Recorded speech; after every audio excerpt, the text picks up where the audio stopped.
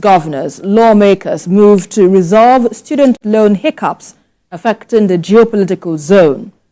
President Tinubu appoints new NIA, DSS Directors General, and later on the show, NFF appoints German Bruno Labbadia, new Super Eagles coach.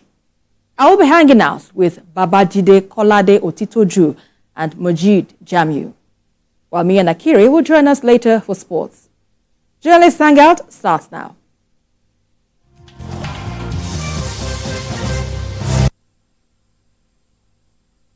Student loan hiccups in the southeast geopolitical zone may soon be a thing of the past. In this regard, southeast governors and lawmakers have stepped in to resolve the issues preventing students in the zone from benefiting from the federal government's student loan scheme. The Deputy Speaker, House of Representatives, Benjamin Kalu, assured the students that the challenges would be addressed soon to ensure they benefit from the scheme. And this intervention is coming after concerns over exclusion of Southeast institutions from the Nigerian Education Loan Fund's list of eligible schools. Mojib, let me come to you first on this. Now, there have been a lot of outcry over the perceived exclusion now of the Southeast from the educational loan scheme. But however, what's your take, first off, on the NIA Fund's defense that the lack of the beneficiaries in the institution is due to the institutions failing to verify the list and not any deliberate exclusion, as it were? Yeah.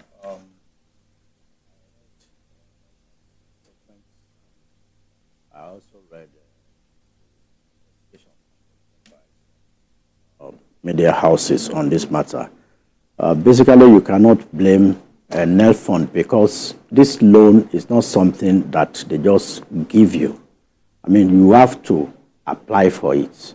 For example, in Michael Okpara University, only 406 applied out of 21,342 students. Abia State University, there are 17,920 students that are eligible. None, zero application. And where they even, I mean, okay, like University of Nigeria, Nsukka, has eligible students of 40,769. Only 781 applied. And out of these applications, you discover that even most of them fail to impute their JAMB results. You have to impute your JAMB results. Then there are some other forms you need to fill, like your NIN, so that it is from the NIN and the BVN that they will know that you are not collecting twice, and so that the NIN is unique to others. So it's all sorts of infractions. And I believe NIA Fund has met with the authorities in these universities, and also with the intervention of the National Assembly and Southeast governors. I believe this could be corrected. So it's not as if a section of the country is being excluded. I mean, you only get what you ask for. I mean, it's not a situation where NIA Fund just allocated to schools. Like in, I think,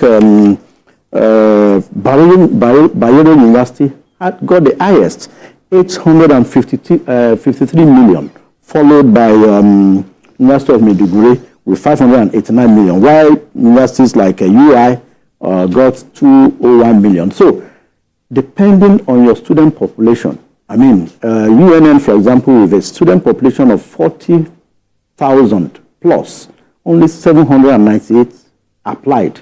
And even with the application, there's a verification portal where NIA Fund, I mean, all these others, it's the same criteria. I mean, all these other universities too, is the same process. So you can only get what you seek, what you ask for. And it's not as if this is cumbersome. I mean, an average university student is supposed to be able to use computer-based tests and stuff like that, because at least in the past 5-6 years now, students entering university go through UTME, and post-JAMP, all these are conducted by CBT, computer-based test. So it's the same technology that NELFund is using. So you upload your documents, the JAMP results, WAEC results, also admission letter, and I think a verification from the school, from the school. So I don't think I want to blame NELFund here, because other schools in other parts of the country, south, southwest, and the north, are beneficiaries. From this as well. Now, BKO, first off, how can we ensure inclusivity, equal opportunities for all students in all regions, knowing that NELFund is saying it didn't do this intentionally, and everyone can be happy with this initiative, so to speak, from the federal government? I think that from the beginning, some schools were excluded because they didn't do the needful. In fact, the number of beneficiaries would not have been this high if NELFund had not gotten across early in the day to say, look, the documents that we expect every applicant to attach, not every applicant is attaching it. And if you do not attach it, it automatically disqualifies you. I think also that in the north, many people believed in the project, believed it will work, much more than the naysayers in southern Nigeria. You can see that the north has tremendously benefited from this scheme, even though the author of the scheme is someone from Lagos State. It was Gbajabiamila's bill from the beginning. But it doesn't matter whose bill it was. It is for Nigerians, and Nigerians who do the right thing. Look at Abia State Polytechnic, 2,543 eligible students, but none applied due to missing JAMB result. So this missing JAMB result was the main reason disqualifying a lot of these people. Only 11 applicants were received from the Federal College of Education, EHA, and MUFU, out of 241 eligible students. None applied from the 1,577 eligible students of Federal Poly, Oko, and Anambra State. This is one of the most popular polytechnics in our country. And you can imagine that out of 1,577 students eligible from Federal Polytechnic, Oko, not one person applied. Because once you do not provide what is being asked for, this thing cannot be rigged. It's not something that you can do man, no man. No. Just follow. In the past, if you know the bill was amended and re-amended, I know that even TED Fund made contributions to making the bill a much better one, and the president had to then review and then resign. He had passed the bill. He has signed the bill into law before, but it was withdrawn. And then the mistakes, for example, the issue of what was it called? Who guarantees a loan? Yeah. Was removed. Yeah. So that it will make it seamless for everyone. Power is in the hand of the student who is registering for it.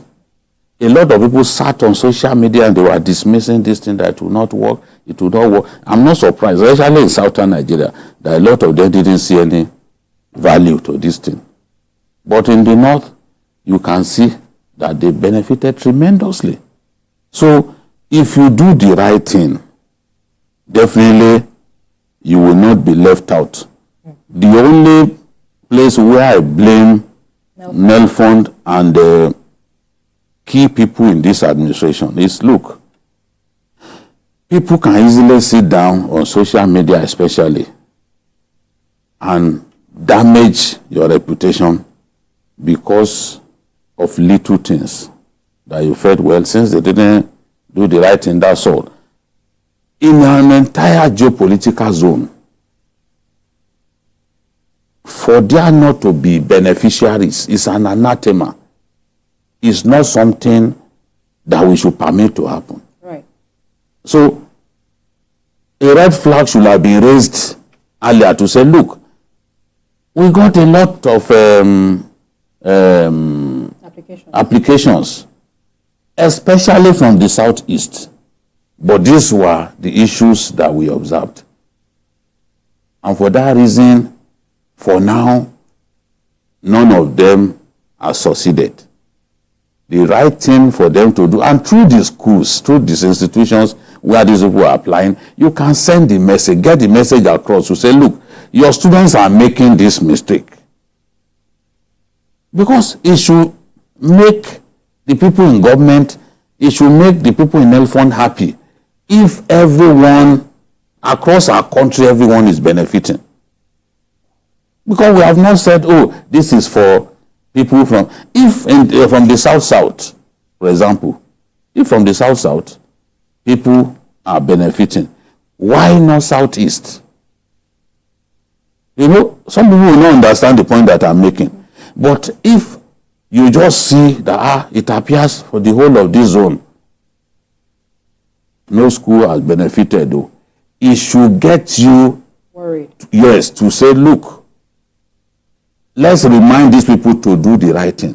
Let's let them know why their applications are failing. Because if you don't do that, they will come and say it's because they didn't vote for Tinubu. How many people voted for Tinubu in the South? Are they not benefiting? Huh? Atiku won more states than Tinubu in the North now. He won more states. Are they not benefiting more than everybody? So if you need to consciously go out to debunk some of these negative narratives. But if you sit back that, oh, Shebi is their problem, if they don't apply properly, that is their problem. No, people will not see it like that. Benjamin Kalu has come out now, along with those governors, to try to find out what happened. Now we are seeing what happened. What happened. One, they didn't apply enough, because if you look at the quantum of people eligible to apply and the number of people that have applied from those institutions, you know that there's a kind of disinterest. So they didn't apply enough. That's one. And two, the key requirement is the attachment of your JAMB results. They didn't attach JAMB results. So now you have to get them. What we're about to do now, telling them to do the right thing and all that, should have been done earlier. Nelfon should have raised that flag. You have to be politically correct. When people say that, political correctness. No, political correctness can also help you to achieve political victory.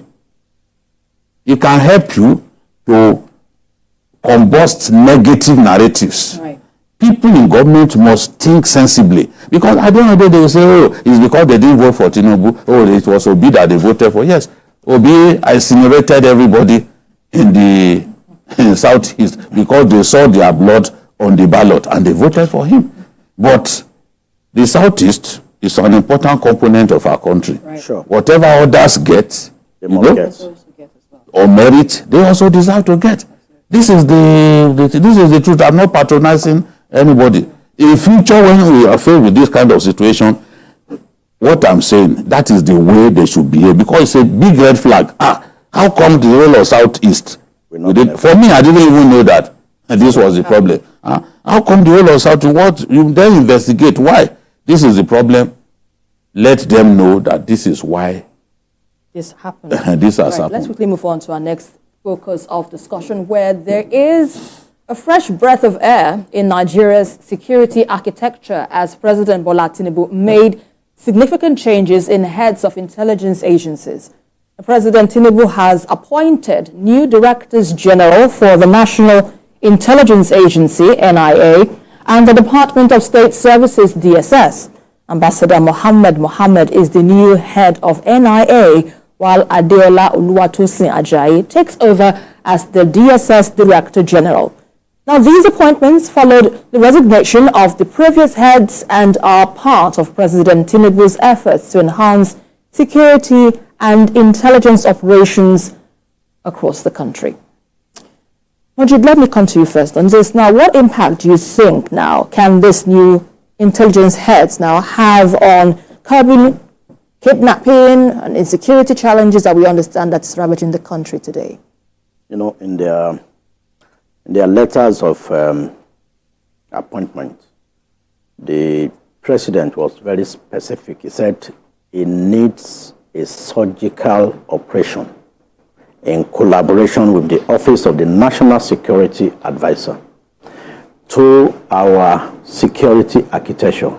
I mean, the spate of kidnapping and terrorism is getting embarrassing. Look at right in the heart of Abuja over the weekend, Shiites, Muslims, I mean, maiming, bushwing policemen, I mean, in broad daylight. This kind of developments, kidnapping right inside the heart of Abuja and along major expressways. So it's something that we need to nip in the bud. And with the major changes to the heads of the two major intelligence agencies, that's the NIA and the DSS, and I think it's a step in the right direction. And the two gentlemen who has just been appointed should see it as a call to duty. That this new tour of duty is not just the one for rice and beans. It is for serious business, especially given the fact that Yusuf Bichi and Ahmed Abubakar were both appointed in 2018 by Buhari. So they have served 6 years. And the last 6 years, it's like probably they were getting fatigued or somehow. And you could see that something that I have never seen before, as videos went viral of DSS officials jubilating, I mean, over the removal or resignation or the placement of their boss. I mean, I found that funny. And I just hope that the new man at the DSS, Adeola Ajayi, will not get carried away by the euphoria of the jubilation that is welcoming his appointment. He should know that it's not a lot of work to do. It's not as if they love him so much, but that he should sit down and address key issues bordering on our security in collaboration with the Office of the NSA, the other security chiefs, and the NIA. Yeah, collaboration of sister agencies, no doubt, is key to address this issue. But then again, BKO, there have been discussions, so to speak, that the president needs to go beyond just, changing these heads of agencies, but a total overhaul, so to speak, of the security apparatus altogether if we're to address our security challenges right now. What do you make of this? It depends on what those people mean by that, because you cannot do an overhaul without change of personnel. It's just not going to happen. All of these heads of security agencies, they have their methods, they have their tactics, they have their policies that they've instituted. If it's not working, then you can't keep them for too long. President Buhari kept service chiefs for too long. What did we gain? Insecurity got a lot worse. People are tired of the service chiefs. For reasons best known to him, he clung to them. Some of them had clearly overstayed their welcome. Service chiefs are not political appointees. You pick them up as serving officers. And you kept them for so long that it was even beginning to affect morale of officers and men, because they stopped other officers from even rising. Because in the NDA, the pride of every set at NDA is for them to produce the Chief of Army Staff, for example, or Chief of Air Staff. But where somebody sits presiding over the promotion of officers and men, like 4 or 5 years, it's unparalleled. This makes no sense. It makes no sense. And this guy, the president then knew that, okay, after extending their tenure once, he did not have the power to extend again. So he just stopped extending, but he left them there. You get the point? Right. When you extended... They've reached the last... And then you extended once. You didn't want to do something unparalleled by extending twice. You then sat back and you were watching. And security deteriorated. Are they the only people in the world who can secure our country? Or in Nigeria who can secure our country? So, the point that I'm making is, if people are not delivering, you show them the door. That's how it is done. And every president must be able to come up with KPI for his appointees. Even the present crop of ministers, there should be KPI for each and every one of them. Let them come and defend their stewardship. Let them come and show us what they've done. It should extend to the security heads of security agencies. Show me what you've done. Show me the difference that you've made. We can't appoint people to a position and just sit back and leave them to do what they like. If they are not performing, we just leave them. No. That's wrong, and that's why we do not make progress at the pace that we are supposed to make progress, because we are not doing the right thing. And we can't politicize everything. We can't politicize security. No. So I do not see how people can in one breath say the president should overhaul the security architecture, and you think it won't lead to bouncing of personnel. No. You've got to bounce some people off their positions, especially if you've been patient enough. You have your set goals. You've told them, this is what I want. So if those deliverables are not being met, of course, you have to then call them in, gentlemen, what's going on? I've given you everything you asked for, but we are not getting results. What's going on? That's the way it should be. And for these new appointees, well, Bichi has done his best. He was called out of retirement to come and head the DSS. He's given his best. He served his country the best way that he can. Sometimes we will not know why people are jubilating. I've seen people who serve their country diligently, but because they were too rigid to permit some underhand things to happen. You then see them, you see people jubilate. Oh, he's too rigid. Oh, he's not kind. Oh, he's this. There was a man that left the Corporate Affairs Commission. Right. Yeah. In the immediate past. Registrar. Decent, honest. When you are decent in Nigeria and you tell the truth too much, they will never like you. They will never like you. You start hearing them say all sorts of nonsense because they are not used to the level of treason that you brought to bear on your job. So our people don't like people who are strict. Remember what they did to the Minister of Works now when they locked the gate against latecomers. You saw what those workers did to him. Dave Umahi. You know? So they want people who give them the latitude. You know, when you are a leader and you don't take prisoner, you are not prepared to be anybody's fool. They will not like you. This is what I've seen. In my years as a media manager, this is what I've seen. If you shout at people, you tell them, don't you know that's your responsibility? Why wouldn't you do this?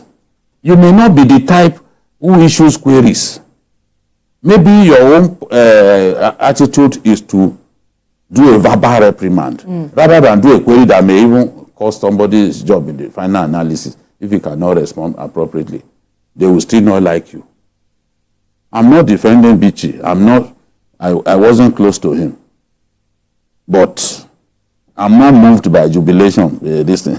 I was telling someone, because in our life, when we see things happen, we see people jubilate. At least I'm closer to 60 now than 50. When we see people jubilate, it doesn't mean that the person is coming won't be worse than the one who left. The example is Ukraine. The people fought to bring in a president. They said, this was wrong. It's on record to be one of the worst presidents ever in Ukrainian history. They fought. They called it the Yellow Revolution. What did they call it at that time? You remember, Majid?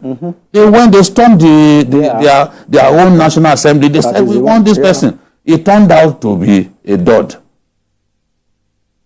One of the worst in their history. But this was the person they wanted. They were jubilating. They were going to kill themselves because of Sometimes you don't have what you want. So sometimes what you want is not what you want is not what is desirable. Absolutely. Yeah. You understand? Yeah. Might not be the best. It's not the best. And that's why Christians say sometimes God ensures you don't get this. You then ask God questions. What did I do? Why wouldn't you let me have my way? Okay. At the end of the day, maybe God was preparing you for something better. You wouldn't know.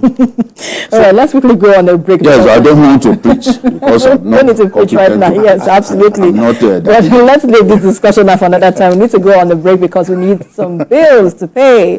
Let's go on a break and we have more discussions on Journalist Hangout. Stay with us.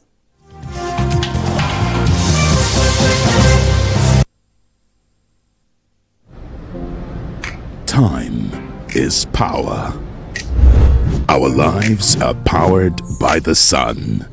As the sun rises, so do we. As we trust it to rise and set without any worries interrupting your morning.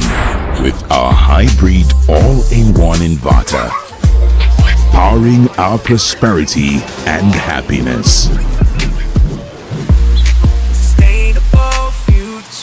Making the shell. Start time solar. But also nurture what is dear to us, powering trust and support, empowering us to do things that really matters. Start Times Solar. Power your life. Quality, wires and cables on. Come and come back, light up your life. Come and want to light up your house. Come and want to give you better. Come and extraordinary wonder. Come and cable fever. Come and wires fever. Come and quality, come and durable. Come and cable good. Come and cable fever. Come and wires fever. Come and quality, come and durable. Come and cable good. Everybody, home and wires, one in a days. Brother, sister, uncle, auntie, go get your own.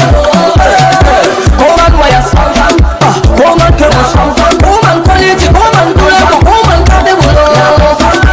Home and wires, home and cables, home and quality, home and durable, home and cable. Coleman Wires and Cable. Great quality. Now with the new look.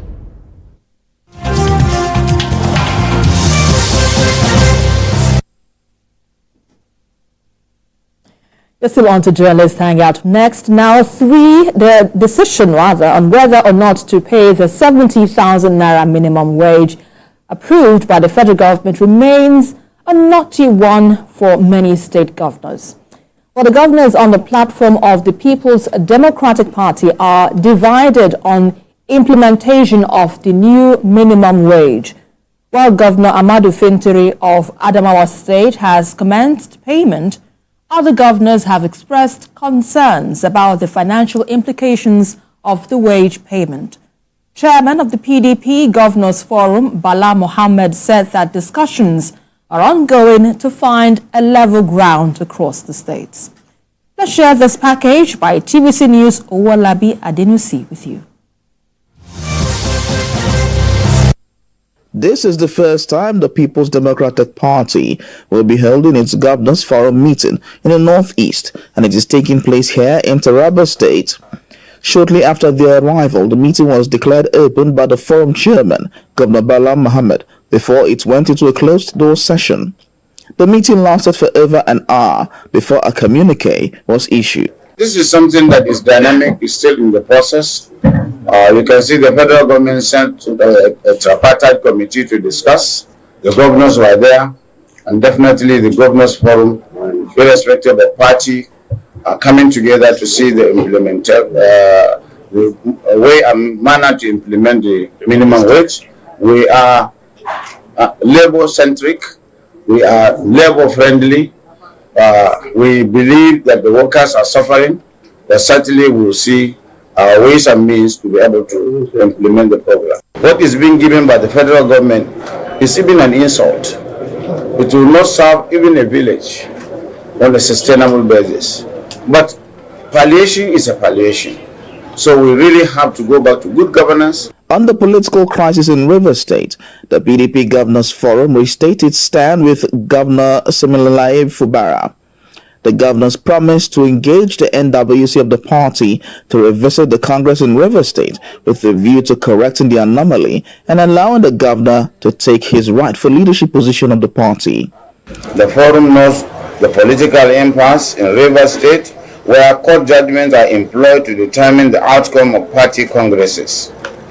The PDP Governors Forum restates its stand and firm support to the governor of Rivers State and will engage the NWC of the Great Party to revisit the Congress with a view to correcting the anomaly and allowing His Excellency Governor Siminalayi Fubara to take his rightful leadership position of the party in the state. Now,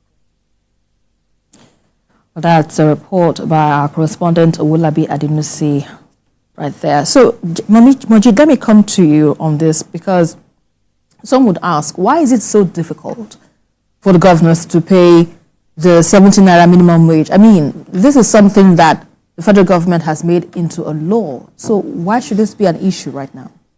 We said it here that the 70,000 minimum wage would generate a lot of crisis, especially in some states. There are some states now that are still unable genuinely to pay 30,000. So what I expected was for the National Assembly to enact a law that would make it a bit flexible. But as it is, it's going to be a bit difficult. Well, I'm not giving an excuse for the governors, but there are some stark realities that we are going to face with this minimum wage. And that's what some of the PDP governors are saying. So when you look at your books, in fact, at a point at the governors forum, not even the PDP governors forum, the Nigerian governors forum that comprises of all the governors, they said even if it's only about 10 states or 12 states can successfully pay this 70,000 minimum. Lagos, Rivers, Kano, Oyo, Ogun, Rivers, and a few others. And that's why some of them are backtracking now, and they are saying they want to go and negotiate with Labour. And I see a situation where there might be a need to reduce workforce if some states must pay this minimum wage. Because, of course, there are some redundancy. But a state like Lagos, Edo, I think it's something Lagos have been paying, and Edo has been paying. But there are some states that might find it difficult to pay. But then the governors too must reduce the way they spend from their convoys, from the management of their government houses. Our democracy is too expensive. You see a governor going with a convoy of about 12 vehicles, then you go to the government house, you see almost about 100 policemen that are in charge. I mean, see a governor appointing more than 1,000 aides. I mean, political aides. So all this must be addressed for us to see that, yes, if a governor is saying, yes, I cannot pay this 70,000 minimum wage, yes, he too has also, I mean, taking some conscious efforts to show us that, yes, I'm sympathizing with our workers by reducing his own staff strength and also some of the things that occur to him. And I expect that some of the governors too will also review their security votes and let some of this go into education sector, health sector, and some other sectors of the economy. Right. So, BKO, point taken from the part of Mojid now, we need to look at a reduction of workforce, we need to look at a reduction in the cost of governance. But then again, some would say that perhaps the governors need to look into how to boost its IGR if it's to pay these workers their new minimum wage of 70,000 naira. What other propositions would you suggest in this regard? Well, the truth is, a lot of the states are carrying dead weights. Some governors have more than 2,000 aides.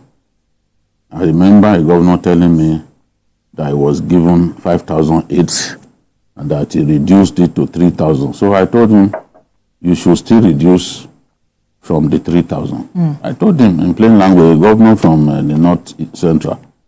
So I believe that if they get those dead weights out of the way, they should be in position to pay. A situation in which you have 9 drivers to about 3 cars is what we have in the civil service. It's happening. It's not an exaggeration. There was a ministry that we went to, and our CEO will say, how come these people are so top heavy? I won't go further because they will know I'm referring to them. You see, many of us can't run our private business concerns the way we run the government. Because people simply see government as a buffet, as a buffet, where you just go and take your own slice, eat to your fill, eat more than you can finish, and then walk away. And you want to see greedy Nigerians, go to a buffet. People will fill their plates with what they cannot finish. That's what we see, you know. So I believe that states should be able to pay 70,000 if they were not paying before. But they now have a situation in which they are earning 40% more than what they used to earn. And we've seen some governors take steps. Come on, if Adamawa state governor says he's prepared to pay, is not one of the richest states in Nigeria. In fact, it's one of the poorest. But it's prepared to pay. Gombe has already announced that he's going to pay. So how can the governor of Bauchi State be telling us that we know that the workers are suffering? If we know that the workers are suffering, go ahead and do the needful. Sit with them, negotiate with them, not on 70,000. That's already law. There's no law that permits anybody to pay below that. 70,000. The fact that we have not enforced our law does not mean the law is not there. You know, we are discussing here one day, and somebody said the states will pay what they can afford. People are sending me messages like, what is your guy saying? Because the law is clear. It's that there shall be a minimum wage. And that nobody must go below the minimum wage. So they must go and pay. They are collecting now 40% higher than what they used to get. So it's about planning. Lagos State at a time, the internal generated revenue was just about 1 billion. Today I'm told it's in excess of 60 billion. Yes. That's what I was told. It's in excess of 60 billion. That's a fact. I don't want to mention exactly how much they told me. What they told me is in excess of 60 billion. So whether you think it's 100 billion or 75 billion, it is your choice to determine how much it is. But at least a minimum of 60. So, but I know that I've been told that it's above 60 billion. So look at the improvement over the years. And the improvement didn't come by accident. They had to make the collection more transparent, more efficient, and technologically driven. Yeah.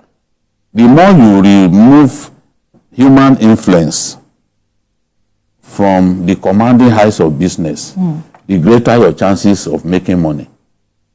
I know that at the federal level they are planning that now. They want to automate the system. If President Tinubu and Zak Adedeji can do that for us, you see the quantum of money that these revenue generating government agencies will be making. Because a lot of them are not remitting a good chunk of what is coming into their coffers. The National Assembly is always complaining that these guys are not remitting enough. What if you create a system that is technologically driven, that they know they cannot tamper with? Go to the airport, park your car, and try to see whether you can start your engine and leave the premises without paying. No, let somebody try that now. Whether the consequences already. You cannot. Even they will not. The machine itself will not permit you to drive out. You have to scan your that boom. You have to scan your ticket. That boom, or what is it that is called? That boom will stop you. You can't go anywhere. It is when you by yourself you slot that card into the hole. Yeah. Then it will open the door for you. It's not the official that is standing there that open it. It's that card that permits you to go. Yeah. So these are the things that we want. The state can make more money. I don't believe there was Zamfara. It's this new governor that began to pay 30,000 minimum wage. This new governor, Dauda Lawa. You can see Dauda was the one who started paying just a few months back. For so long, they didn't pay the 30,000. What is the size of the civil service in Zamfara? Can you compare to the size of the civil service in Benue, or Oyo, or Osun, or Lagos? No. But they can't pay. What kind of inefficiency permitted a situation in which Abia was notorious for owing worker salaries? Even doctors in the state-run university, doctors were being owed for as much as 5 months in Abia. And that they call the state God's own state. But it was not run in a manner that pleases God. So these are the things the governors need to look at themselves in the mirror. Right. Some of the excesses and ostentatious lifestyle that they permit, because they don't want to deny themselves some of the comfort, some of the enjoyments that they've given themselves. That's why they are not prepared to look within. They will say, oh, we cannot pay this and that. What is the law already? You must find a way to pay. It's a duty bound. They have no other choice to pay the 70,000 naira. Must pay. Well, let's quickly go on a break. But before we go on a break, I'd like to thank Majid Jamiu, who has been with us in the studio. And we will be bringing our sports correspondent, Mian Akiri, to give his thoughts on the next discussion just ahead. Just stay with us.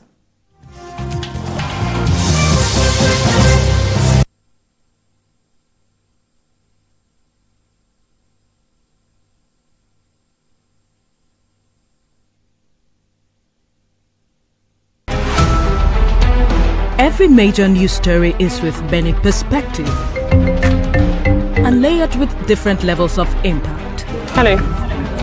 What time did this happen? We will be right there.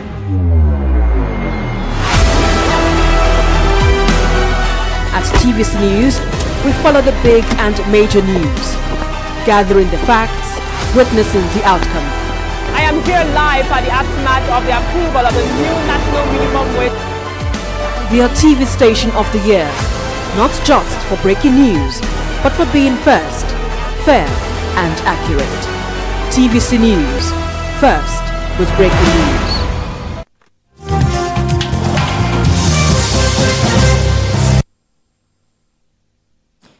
Now, after much anticipation, the waiting is over regarding a new gaffer for Nigeria's senior national football team, the Super Eagles. Now, the Nigeria Football Federation has appointed German tactician Bruno Labbadia as the new head coach of the Super Eagles. Labbadia, known for his strategic expertise, takes over immediately and will lead the team in the coming Africa Cup of Nations qualifiers. Well, his appointment marks a new chapter for the Super Eagles as they aim to reclaim their dominance in African football. Mian, let's begin with you on this, because one is asking, why this foreign head coach? What's your assessment, first off, on the appointment of this German tactician? Do you think perhaps it was a right choice for us? Well, personally, I have a lot of questions, and I hope the Nigerian Football Federation would be able to answer most of these questions. From what I've been able to gather also, I knew that Bruno Labbadia was interviewed by the Nigerian Football Federation last Thursday. Bruno Labbadia was not the main contender for the job of the Super Eagles.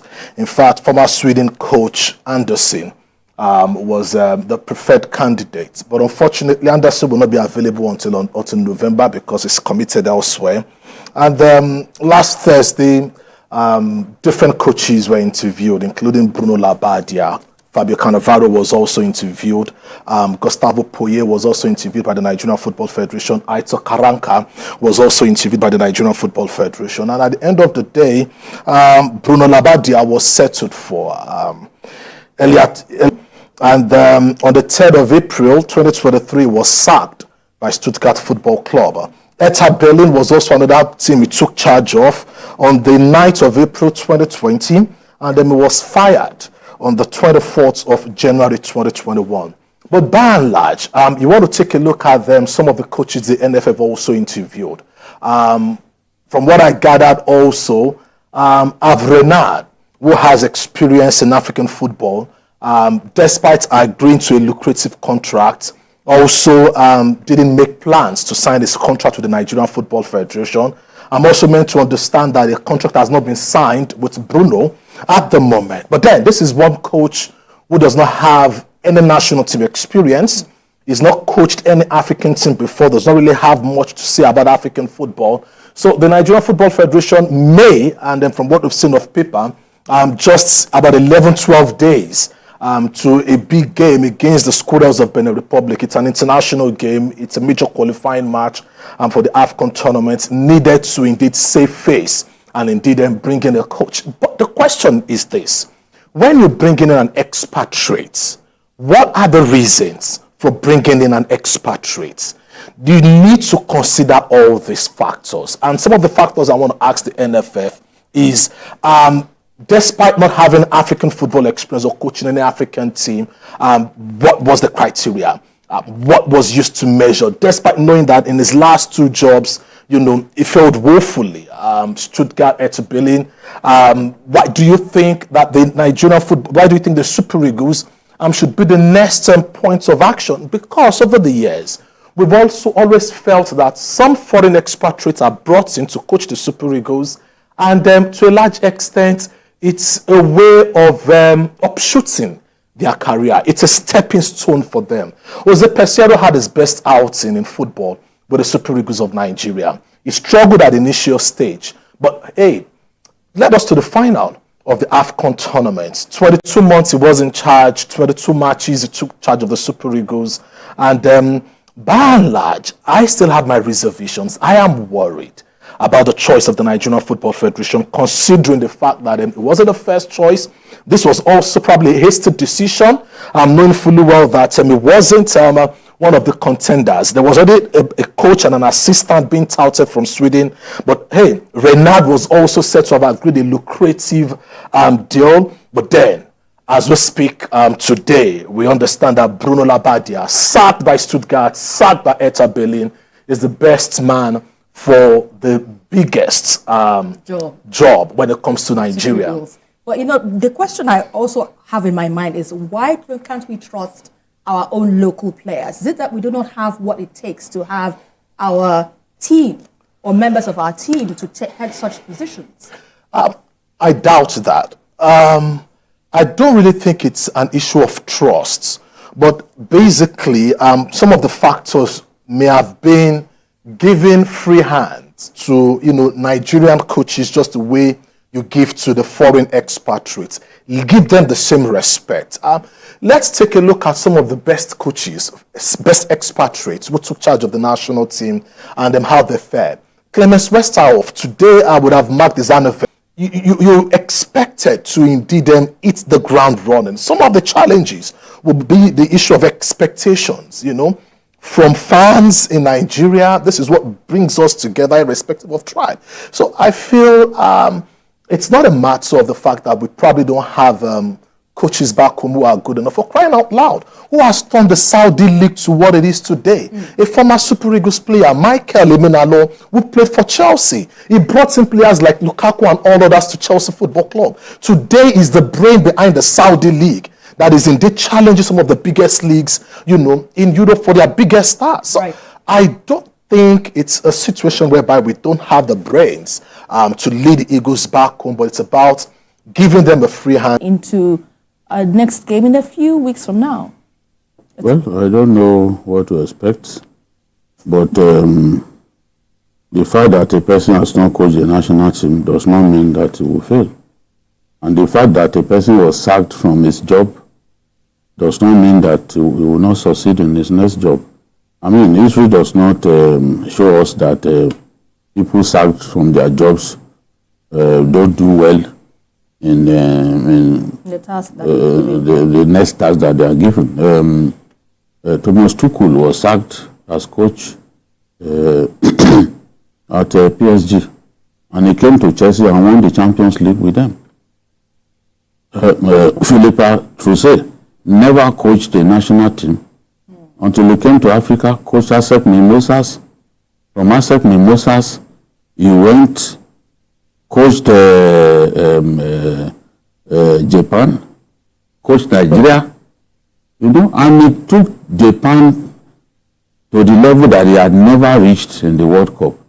They lost narrowly to Turkey to deny them the chance to get to the semi-final of the World Cup. So I believe, and Clemens Westerhoff was not even a popular coach in this country, but he came to Nigeria and excelled. Bonfrejo was not popular in this country. In fact, he was assistant and like a physical trainer for Westerhoff, but he won the Olympic gold medal for us. He did very well. Give him the benefit of the doubt. You see, for coaches, sometimes the environment determines how far you go. Right. If you get the right environment, you do well. And sometimes even people who had World Cup experience, they come to Nigeria and they still don't do well. We brought Father Tico here. Father Tico coached Portugal. Right. To beat his own country. Right. But you know, in the World Cup. But in Nigeria, we didn't really do much. Well, that's why we have to leave this discussion. No, Autogloria. I wanted to say Autogloria. Yes, Autogloria. To leave this discussion. He always said that no coach will coach you to beat his country. Absolute falsehood. He beat Brazil with Portugal in the 1958 World Cup also. Okay. Right, let's hope for the best for our new Super Eagles coach. Let me thank my guests in the studio as usual, Babajide Kolade Otitoju and Mie Nakiri. Thank you for the updates there. And of course, we had a while ago Majid Jamiu on the show. Well, that's it on Journalist Hangouts today. Join us again tomorrow for another episode of the program. You can also watch a repeat broadcast of the show tonight at 11. Join us again on Sunday from 1:30 to 3:30 p.m. We are also on YouTube at youtube.com/TVC News Nigeria. I am Esther Makwariola. Bye for now, and God bless Nigeria.